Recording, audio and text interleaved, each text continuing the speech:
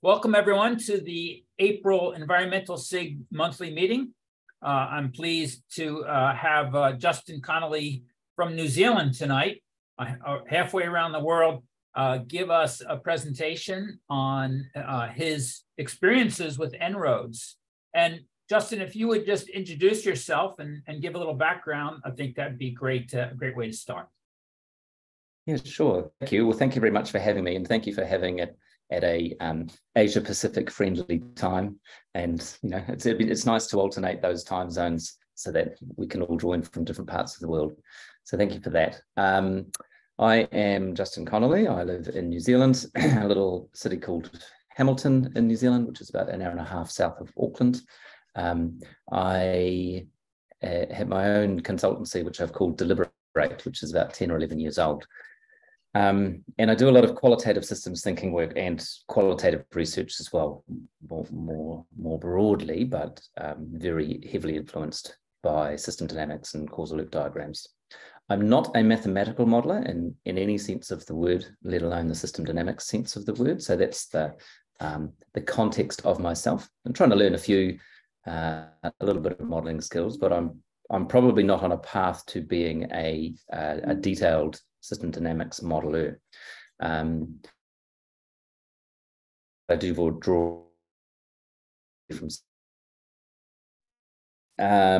That's sort of a little bit about my practice. I work with a range of local government, central government, and I guess research institutes. I think you could call national laboratories in the state. What the Canadian equivalent is, Stefan.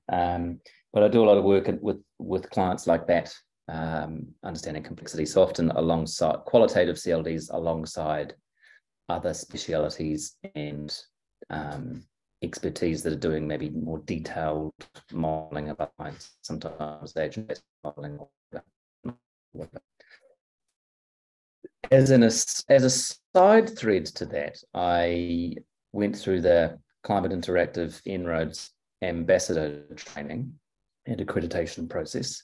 And this, which I'm going to talk about today, is sort of a bit of just a side thing for me. I wouldn't even really call it a side gig because I don't get paid for it very often. I donate my time to run these sessions with university classes and sort of, kind of do a discounted rate for not-for-profits. And I try to charge a full but modest fee for running sessions with organizations that can pay for En-ROADS, and that's able to be done. I can talk about that a little bit later.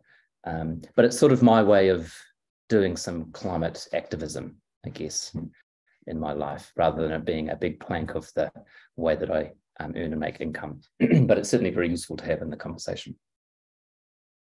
So that's a bit about me. I'll dive into the session. So En-ROADS Climate Interactive is a not-for-profit which was birthed out of MIT in Cambridge, and the sustainability initiative there. So I think long-term, going back, sort of an ancestor of a lot of the PhD modeling and work that John Sturman has done over preceding decades. And obviously, I always like to say to the non-informed audience, this is a very system dynamics informed audience, like a direct descendant lineage-wise, not in terms of the model, but in terms of the thinking from Limits to Growth et al., all those wonderful folk and people who have informed our discipline.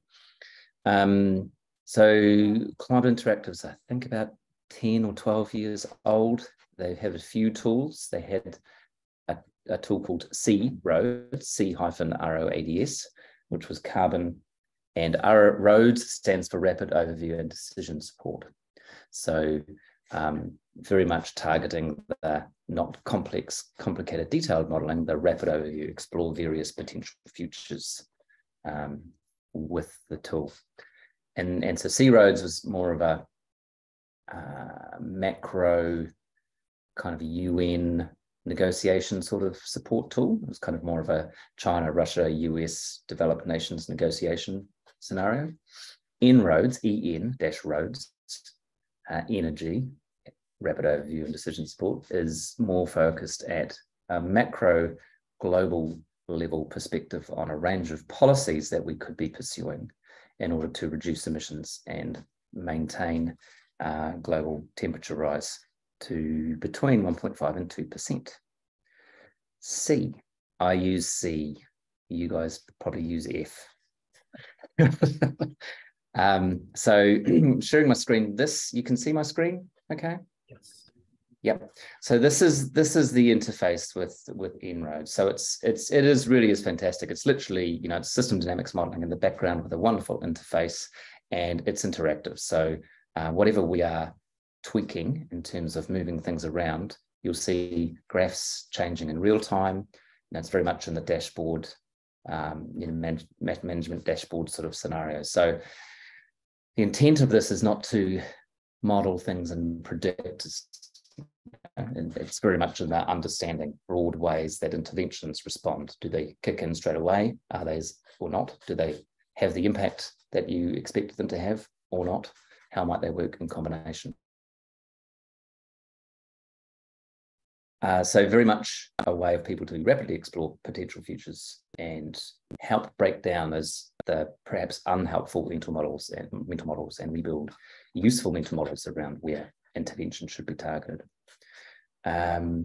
So what I was going to do, I'll sort of quasi-run a quick session with you. We don't quite have time to do a whole session. Ideally, you'd take about an hour and a half. But I'll sort of just whiz through one a little bit. It's a bit more of an educated audience because you're system dynamics savvy. So my standard caveats, of course, is that I didn't build the model. So I didn't write the 40,000 equations. So I won't be able to answer them in detail. But I'll have a level of knowledge from the ambassador training, but can also refer you on to resources to look for more detailed stuff if you are interested. And you may know people that might be interested in becoming ambassadors. We're a growing cohort.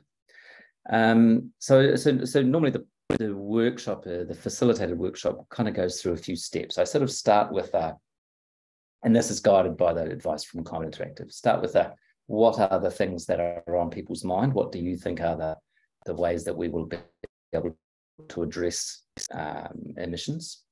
And it's a bit of a brain dump, engaging people with, this is what I think. So getting them involved.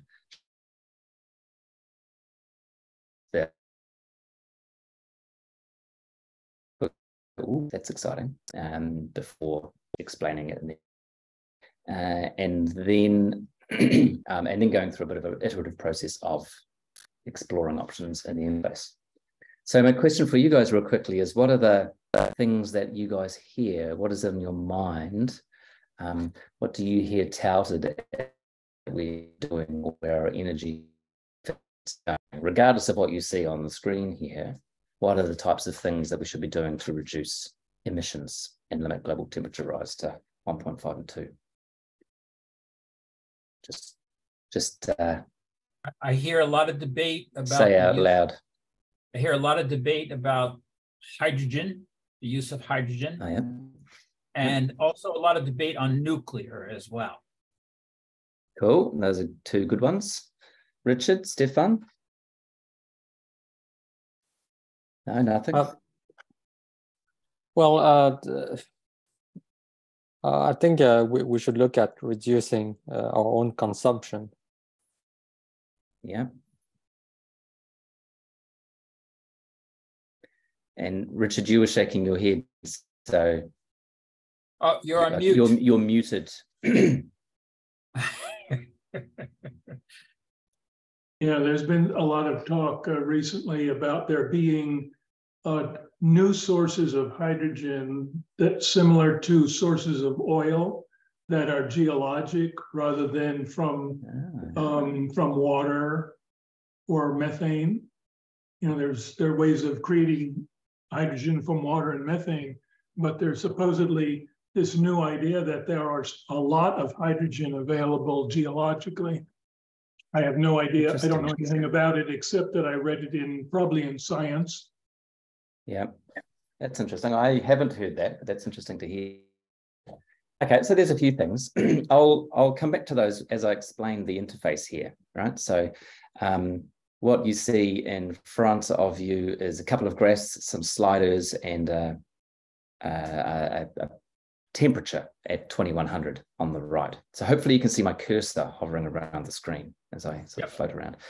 So these graphs are the makeup of fuel use, where we get our energy from different fuel. Coal is the brown, red is oil, blue is natural gas, green is renewables, pink is bioenergy, and a very thin line of light blue there, you can just see, is nuclear.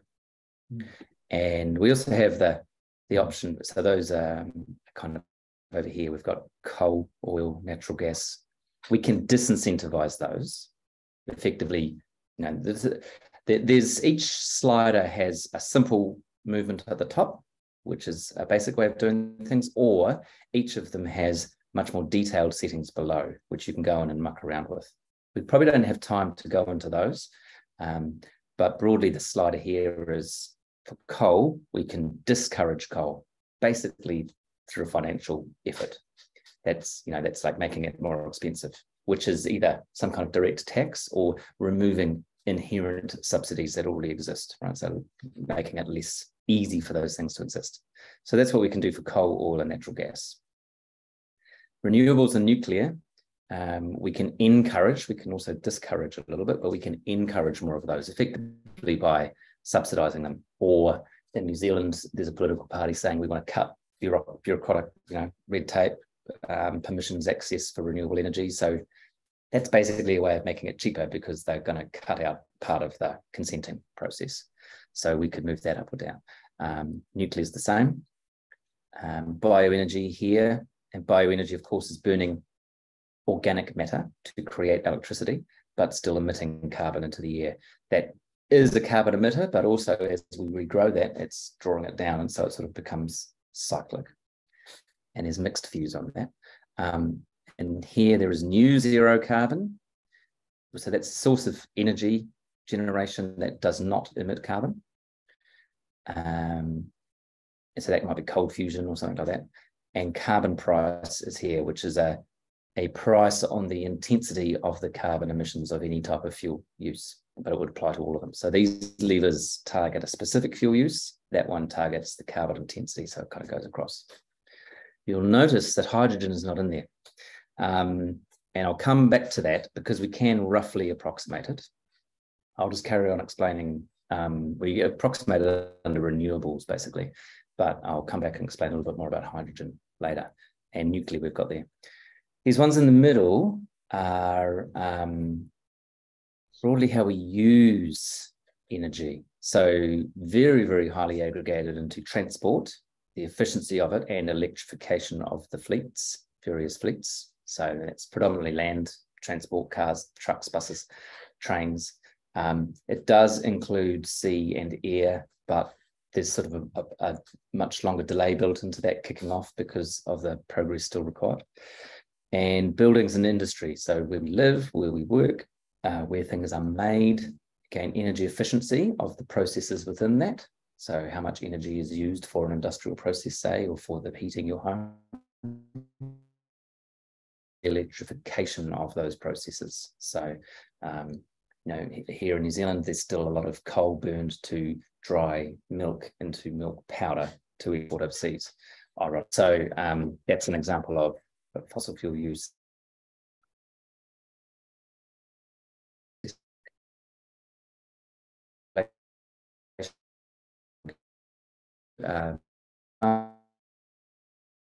Slider here is basically a proxy for the economic growth. Both of these, population and economic growth, are still positive rates of growth, absolute amounts. They do still assume positive growth, can't yet model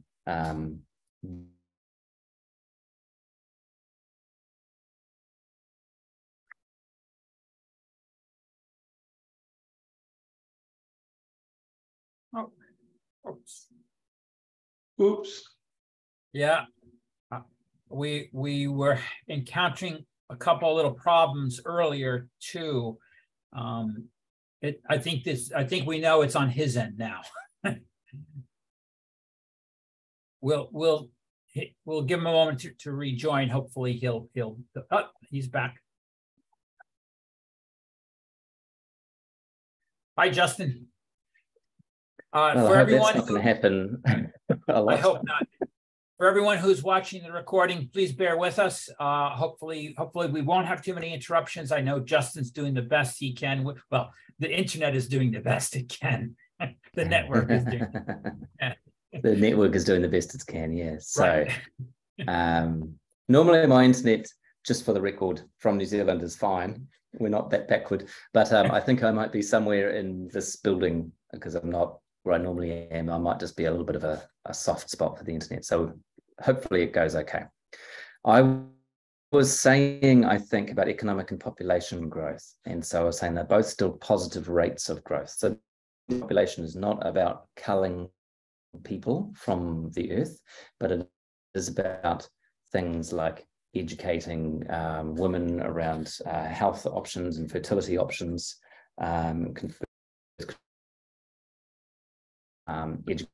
work in the future, so that it may not necessarily need to have as many children, etc., etc. So it's that sort of stuff.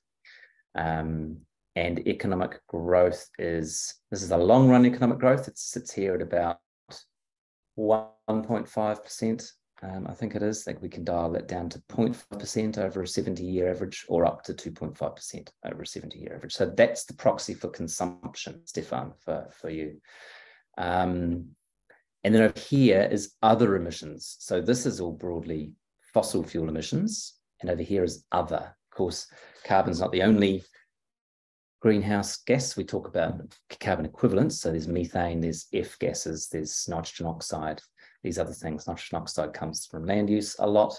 F gases come from refrigerants and sort of stuff. And of course, methane comes from a range of areas, including farming and animals, as well as a lot of leakage from the natural gas infrastructure around the world can contribute to methane emissions.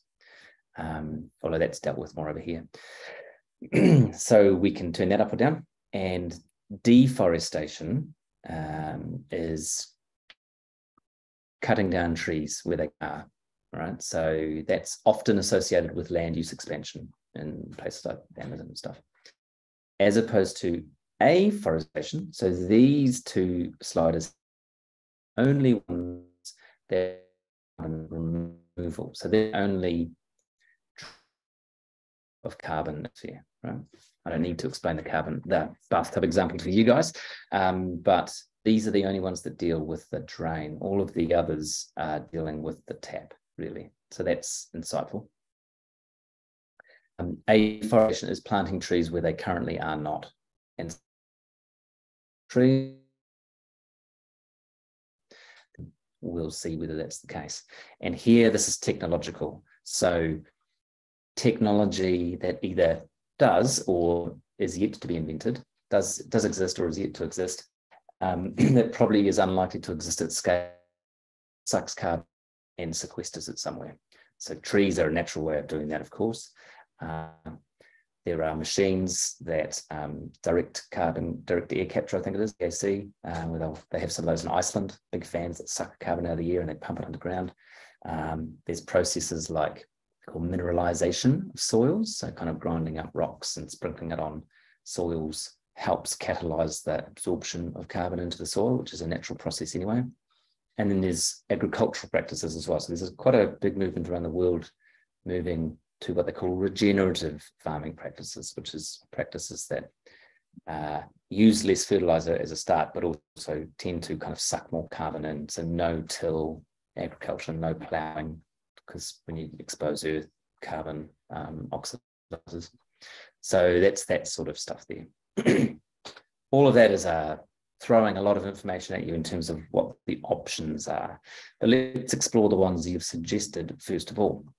So I'm going to go with nuclear because that's the one that's kind of appearing as a lever, full stop. And the iterative question I always ask people when you're going through this, and we can do it via an online survey or we can do it by show of hands or whatever, is this is kind of a critical importance stressed by Climate Interactive, testing people's mental models. So if we really incentivize nuclear, what sort of change might we expect to see in temperature, average temperature by 2100?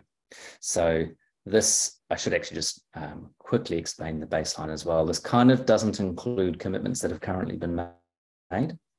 And the reason for that is because governments can change their mind. And actually in New Zealand, our government has just done this. We had a change of Prime Minister, and there's a lot of political angst around the cost of living. And so the current government, who had quite major climate commitments, sort of put them all on hold to focus on the cost of living. So kind of has uncommitted a bunch of stuff that they were committed to. So a classic reason why that's not included in this model. I'm going to stop jabbering so much now and say, if we really ramp up nuclear, by effectively subsidizing it or making it easy to consent, how big an impact do you think that might be? What sort of temperature do you think we might see on average by 2100? Discuss. I think it should reduce it. On my side, I would think that it might increase considering the carbon that is required to build the infrastructure and to yeah. I would think that it would increase actually.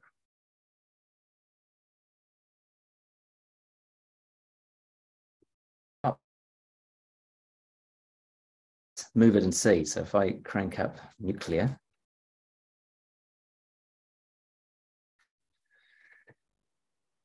we don't see a huge change in temperature.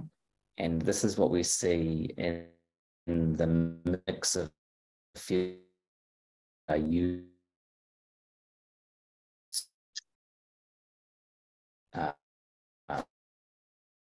to generate our energy. And then we just prompt people to think about what they're seeing. So one, people will be surprised that it doesn't have as big an impact as they might think. That might not make it the go-to lever. And we also talk about the way that it kicks in. So here we are in 2023, and it's like, well, how quickly does that kick in? You'll notice that it sort of takes probably a decade before you're starting to notice a change and an increase in nuclear there. And we get to then have a conversation around, well, why does that happen? So that's what we call the capital stock turnover delay, which, I always like to tell people is a fancy term for I'll buy a new one when the current one dies.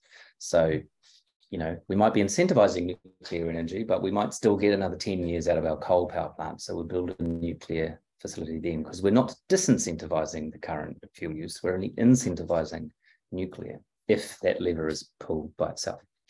So it takes a little while to kick in, and then it just kind of scooches out other things. So you'll also notice there that it reduces these things down here, but it kind of has the biggest impact on renewables, actually. Is that what we want? So by that's the crowding out effect, right? We're encouraging,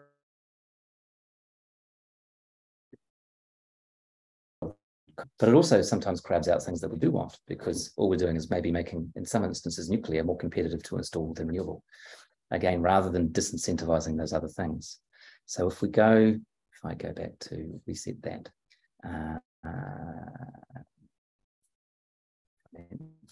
marginal cost of electricity. So this is the marginal cost of electricity by source, and you'll notice that if not now, very soon, renewables will be the cheapest form of new energy to install, predominantly at a global level.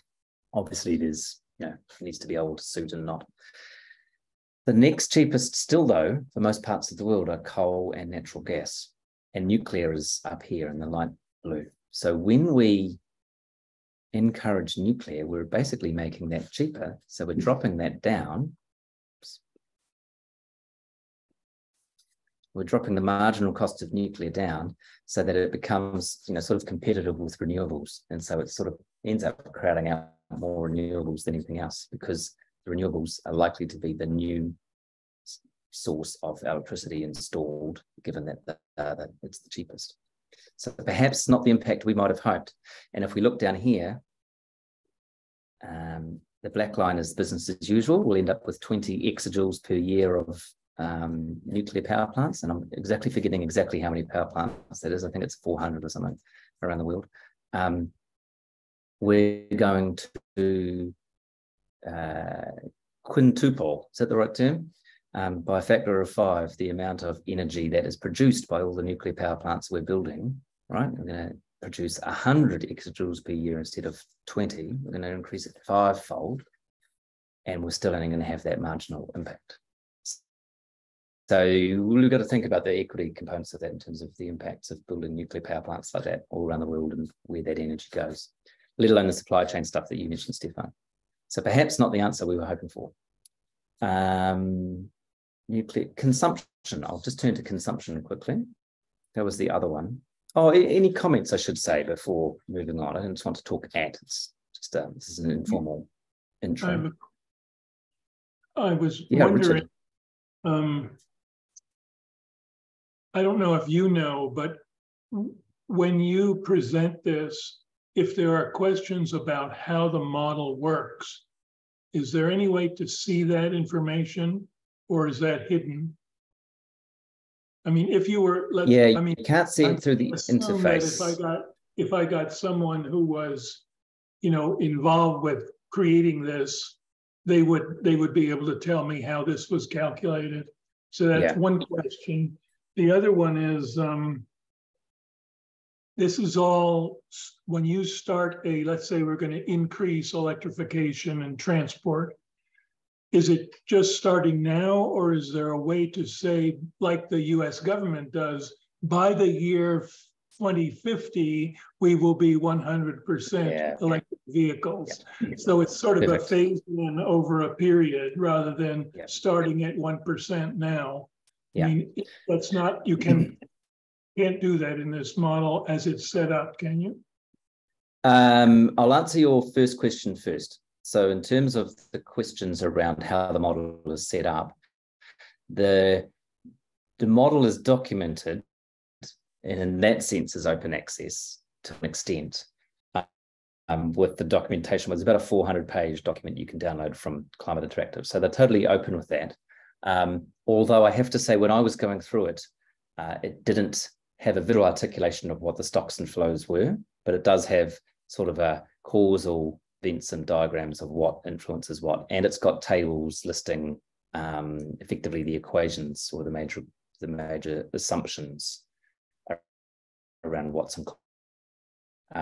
So there's huge transparency, but you can't download the model and interrogate the model itself. You'd have to attempt to rebuild it. So you can get a lot from that, and you get a bit of nuance through the training as well. To your second question, excellent question. A lot of that stuff can come from some of the more detailed settings. So if we go to, for instance, this electrification, this is just, oh, sorry, I'll just reset it and muck around with this one. If we electrify, transportation, and you guys all know this, but I always explain to people, nothing happens in a step change, right? So it's like it assumes X% growth per year, whatever, and to feed that loop. So we do that. Again, it doesn't have as big an impact as we might hope. What does that do from our demand side? Yes, it squeezes out a lot of oil, increases a lot of renewables because you have to generate a lot more electricity. But it's also, if you notice, nudging up coal and probably a little bit of natural gas from that marginal cost, right? Because most people will be putting renewable, but some places will still be defaulting to coal because we're just increasing the demand for electricity. We're not. Now, if we were to go into the detailed settings for electrification, I just need to move you guys. So you can choose the years that they kick in. All of the defaults are set to kicking in 2023 now. And you can muck around with some of the percentages of what you can achieve, the rates that might happen. So that's road, air and water. You could choose the year that it starts, so if we ramp that up, it kicks in a little bit later, but then goes up at X%. I think in this one, says this action is phased in over 10 years.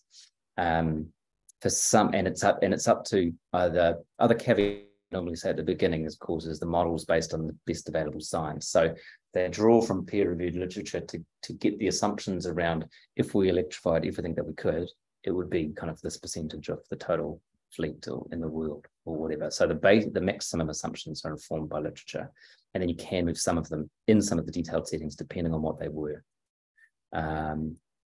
This one doesn't have, you can't really change the rate. You can kind of change the total percentage that can be phased out and the year that it starts. Others, you can change maybe the rate of growth or not, depending on what it is. So there is some flexibility within the detailed settings, but you definitely need a bit more time to unpack that. But it does allow you to go like, okay, so if we start with do this now, and in 10 years we'll start doing that, or even if we start them both now, one will kick in later, but this one will have an impact now, and you can start to combine them both.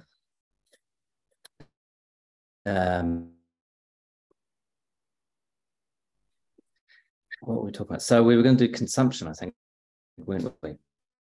So again, my question, so this is going from a long run economic growth average of 1.5, which is what we have currently, through to a long run 0.5 or 2.5. I'm going to take it down because, as you can imagine, going up will probably send it the wrong way. Percent economic growth. There's lots of figures and fancy words thrown around. What number are we going to get to? Are we going to get to 1.5 or 2? What kind of impact on this number might we be having? So again, that critical question around what do you think's going to happen? Interact with it. How does that change what you think and what your assumptions are and your mental models? Do you think this will be a big impact? Yeah, no. I think that's probably what would have the most impact, reducing consumption. I don't know if if you go to the lowest, if it's is it still growth or is it like negative growth, degrowth? Positive.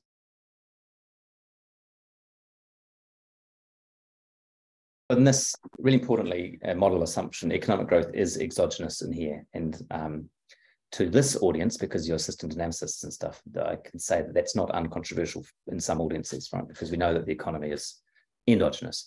However, it works. I do appreciate why it's been done this way, because modeling, we're not here to model the economy, right? We're trying to model emissions and the impact of carbon. And so they've used this proxy of a damage function, basically, for economic growth. And so it still seems positive. I would equate it to, if you have slower growth, I would equate it to like the pandemic, where everything slowed down and there was greenhouse gas reductions because of it, pretty widely. Okay, let's see. Did that do what you thought it might do? Yeah, so it's definitely a powerful lever, but just that by itself, still positive growth, is not going to get us. That's 3.2 increase centigrade is still quite a lot of change in terms of what we would expect our natural world to be doing. But again, we can talk about how that kicks in. You'll notice that it doesn't kick in straight away because we're talking about the long run economic growth average. So because we've got the 70-year window to move to a 0.5 instead of a 1.5. And this is an example, again, Richard, we can change some of those assumptions. Sorry, 75 years, not 70. We could maybe make that kick in over 40 years. And it's a bit more dramatic and it kicks in a bit sooner, but still doesn't, massive have in the mix. But as you know, with accumulation in our bathtub analogy, it's the stuff that gets emitted in the meantime, right? That's still of damage. So we also need to keep it in the ground currently. Importantly here, we end up with a much lower consumption in the long run, but we still end up with a high temperature because we're emitting in the meantime. So that is useful, may or may not be the strongest one. I've only got 20 minutes left, so I probably will shortcut to telling you what some of the stronger ones are. And I want to touch on hydrogen, which was the other major one that you guys mentioned. So this is really important. It doesn't always come up when I run this, which is interesting because it's very topical. So the things I hear about, I hear hydrogen touted as the next miracle fuel, or as a transition fuel. I hear about electrification of cars. I hear about eating less meat. I hear about riding your bicycle more. Dense cities, public transport, that sort of stuff. So hydrogen is wonderful in that whatever process, hydrogen combustion, whatever it is that it does, catalyzation or the creating energy, the byproduct is water.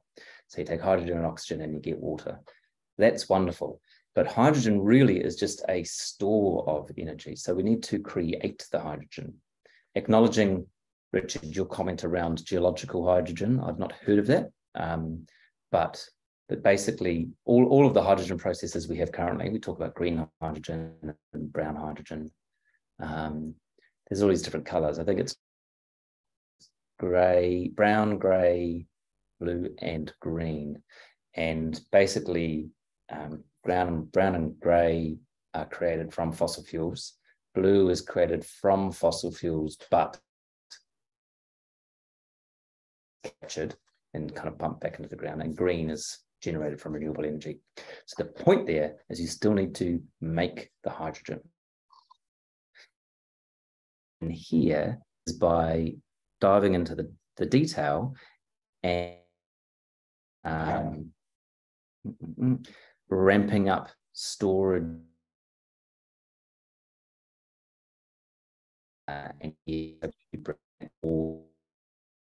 and really ramp up our breakthrough in terms of our storage technology.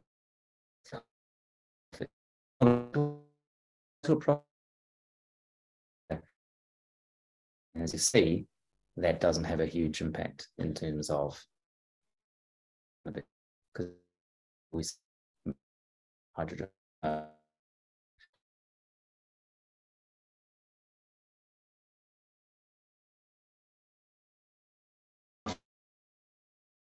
Miracle cure either, but actually I should have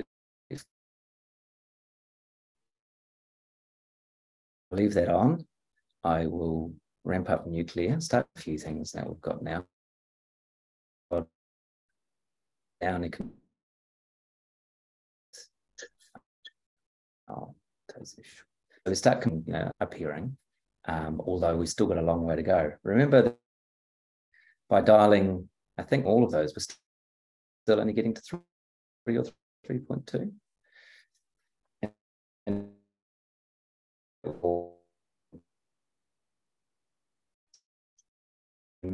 the model is rerunning. That's highlighting that the emissions can be achieved from multiple policies. And so one policy will keep the impact of the policy in what that means. And that's so again, the point of this is to demonstrate some of those dynamics, the way that policies come in. We've talked about crowding out, we've talked about multiple sliders paradox, we've talked about that capital stock turnover, and there's a few others as well. We're running a bit out of time, so I might just skip ahead to demonstrate some of the stuff, if that's all right. So you've highlighted that sort of stuff. That the new zero carbon is an interesting one because it's like that generate. Again, we're here. There's a delay. You'll notice the capital stock turnover, but also in that one, there's delays in terms of pathway, R&D breakthrough time, and some of the flow-on impacts of that, and then commercialization to market, et cetera, et cetera. Showing on some of the fuels, disincentivizing coal or oil can be useful. You'll notice they kick in a lot sooner. So there's a price, a price to disincentivize coal. You're not wise. So it tends to kick in a lot sooner, right? It doesn't have the capital stock turnover impact. However, it does. Oh, hang on, sorry.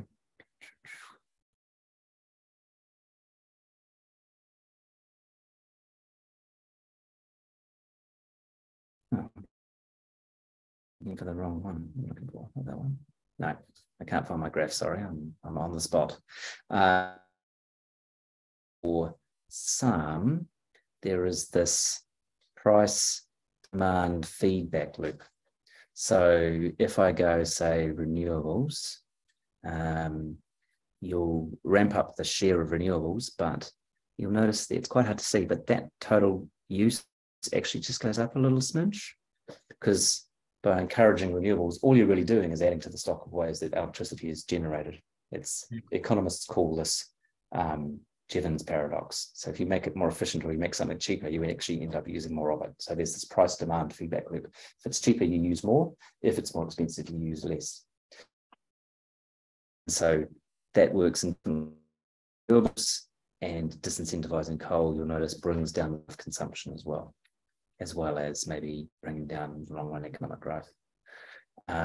So there's those things. We've got renewables, we've got nuclear.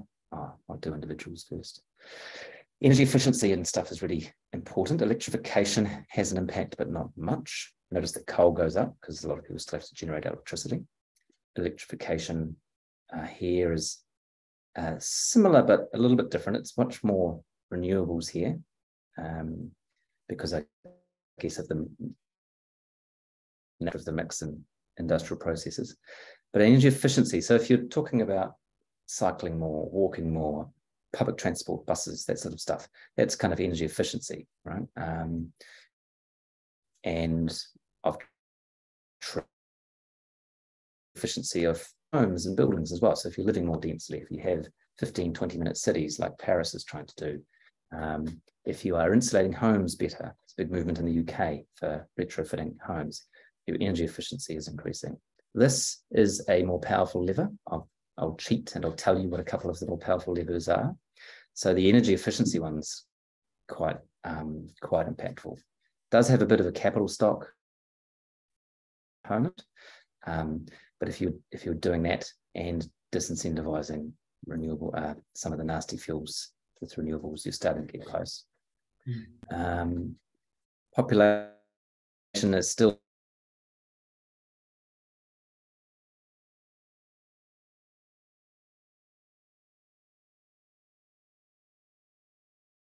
at least anyway, does arc and max out about 2090, I think.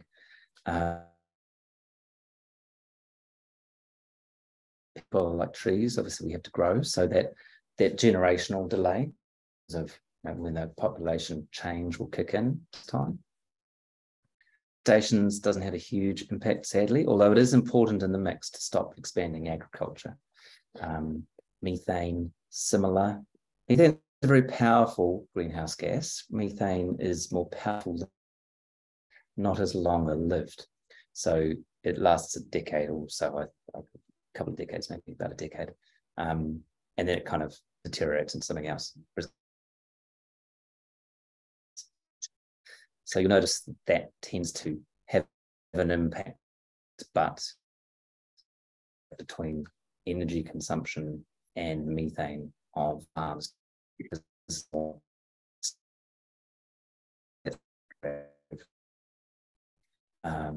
But if we were approximating something like everybody eats animals, maybe a little less trucking and shipping, and a little bit because they're not chopping down as much Amazon to create more farms. It's a way of approximating something like that. That combo is not going to get us there. Trees is the important one. We need to plant trees, but just planting trees.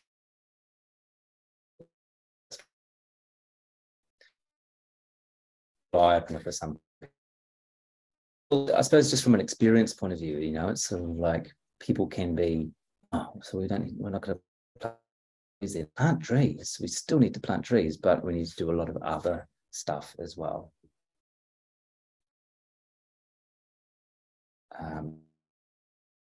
At one point, see there, and then the gap is pretty similar, sort of patterns of stuff. So this is the mixture of all these technologies. There's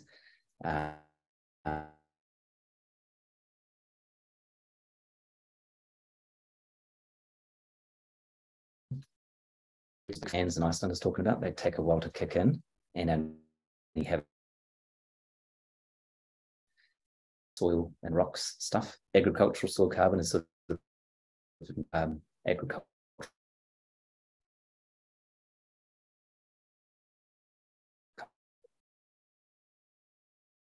Afforestation counts there as well, so I'll just bring that back up because you'll see then afforestation kicks in. One of the things with afforestation is this delay for planting the trees and when the trees are effective carbon sucking latrine.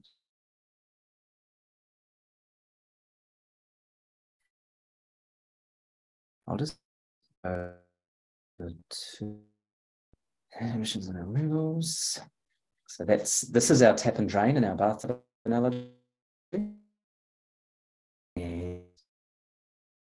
So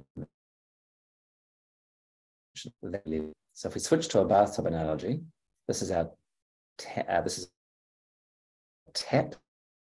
and that's our level of the bathtub. So we want to bend the level of the bathtub to sit in here. It's coal, oil, energy efficiency. You know, they're all bringing the tap down. You notice afforestation increases the drain, deforestation reduces the tap, technological increases the drain. It's getting close to it. One thing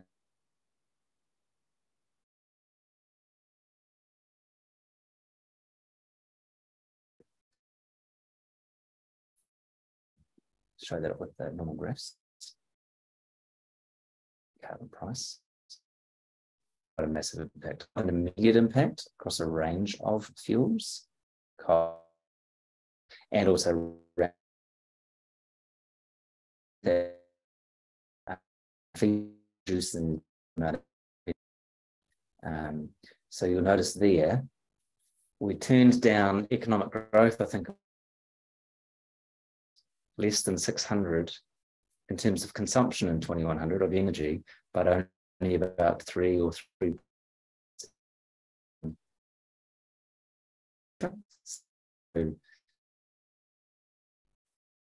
That. So we end up consuming less in the long run, but because we're emitting a lot more in the meantime, that cumulative effect flows on. So that's the need for urgency dynamic that's embedded within this challenge.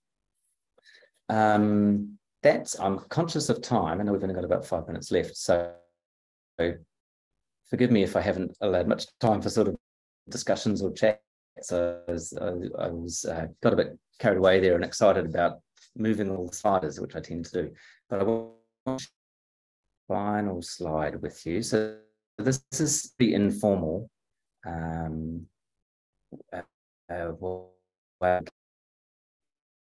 surveying of university students. So when I asked them before, after I'd explained it all, I say, which sliders would you like to explore? And they click on the ones, and these are the ones they go for, and electric cars and planting trees, and yeah, there's a few on carbon price, yeah, and coal. And then we go through that exercise, and then I ask them again, which one should we do now that we've gone through it? And this is efficiency of buildings in particular is a powerful lever, and carbon price is a huge lever. All of those levers have a role and a place, but in terms of the point of En-ROADS is to enable people to take the best and most impactful action they can in their lives. So sure, you or I don't implement a carbon price, but we can vote for or advocate for one or petition our local representatives or whatever. So that's the whistle-stop tour of En-ROADS and a brief sort of summary of how I'm using it and how I have applied it. And you've got a few minutes for quick questions and chats if you'd like. Well, there probably are no quick answers to some of these questions, right? Yeah. What's on my mind is the ability, how much change can we get through human behavior? How much change can we get through technological adoption? And how much can we get through legislation, mandated change, right? And sort of where does it all come from? And what's our best hope? is it human behavior, or is it going to be technological adoption? Or all of the above? Yeah, that's probably both a rhetorical question and a question to me, right? I think that's the great question of our time, full stop. My interpretation of that is I hope that people come away from a session like this realizing that technology is not the answer. That's one of the key insights I think that we can take from this. It is about behavior, but behavior covers everything. Behavior is not assuming that technology can do it. Behavior is having a functioning democracy or legislative environment that can stuff, as well as the actions we do personally. It is a mixture of individual and societal, macro action that is required. So I think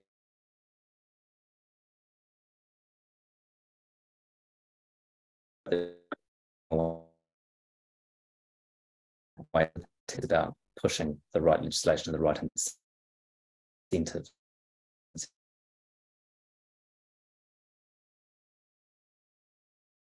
Richard or Stefan, questions? I was wondering where agriculture is in all this. I thought I had seen agriculture in one of these presentations somewhere, but there's there's a couple of places. So agriculture is the methane emissions mostly. Yeah. So in here you'll see a cow.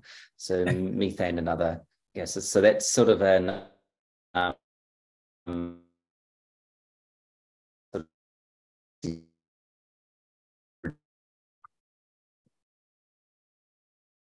but the amount of agriculture is linked to the population.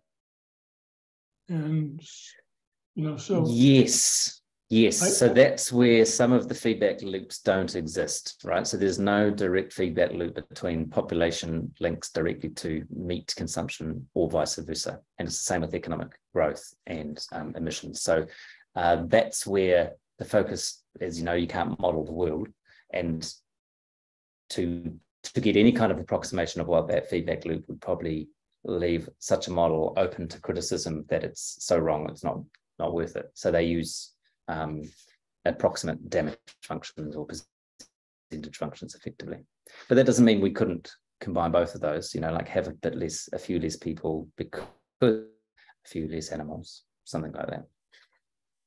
Good question though. Straight into the feedback links. That's what I expected from this crowd. Well, I'm interested if anything surprised people. Well, sorry, Stefan, did you have a question? Well, maybe just quickly, is there any resources that are available on the website to, for ideas of activities that we could do with students? Yeah, there's a couple actually. So, so there's, you can the accreditation to be able to facilitate it. You don't need to do that. You could go in and have a play and run a class through it if you guys are fairly knowledgeable. But I would encourage you to do that because it has all the videos from the Climate Interactive team around what the assumptions are and how it works. Having said that, don't do that. There is available on the website 2 student assignments, which I've created, a short one and a long one. And it's basically an assignment that says, you individually or as a group, go away, create a scenario and explain all of your thinking. Why have you chosen those levers? What are the other impacts of those levers in terms of equity considerations and co-benefits and things like that. We might want to build heaps of nuclear power plants, but who wants a nuclear power plant in their backyard? Where will they go? Probably in places that are currently less likely to be able to advocate against nuclear power plants in their backyard, those sorts of considerations. But yeah, there is on the website, there's assignments. So if you can't find those, drop me an email, I can send you a link. So those are a couple of ways. Justin, thank you very much. I want to say, it's impressive.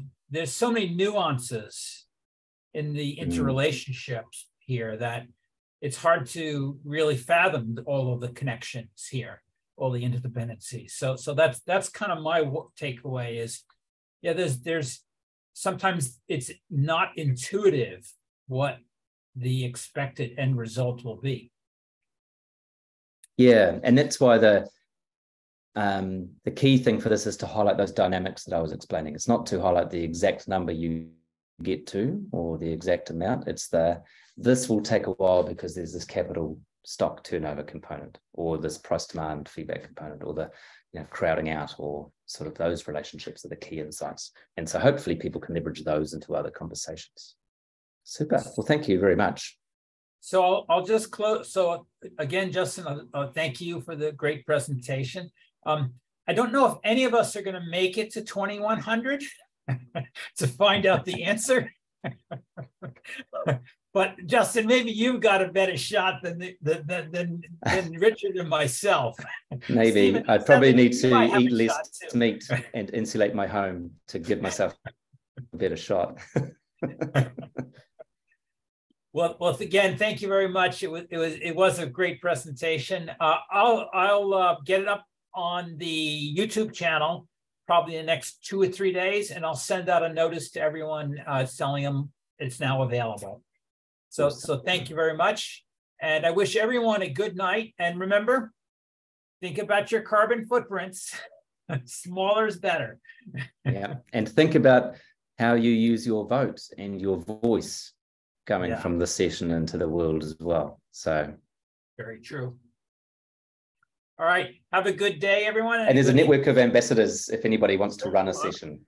That's the other resource on the website, I should say too. So if you have an opportunity to run a session, Stefan, maybe you could contact a local ambassador who might give you a few tips as well, rather than just relying on you navigating that world yourself. Okay. Thanks, everyone. Thank you Have very a great much. rest of the day. You too. Bye. Bye-bye. Bye-bye.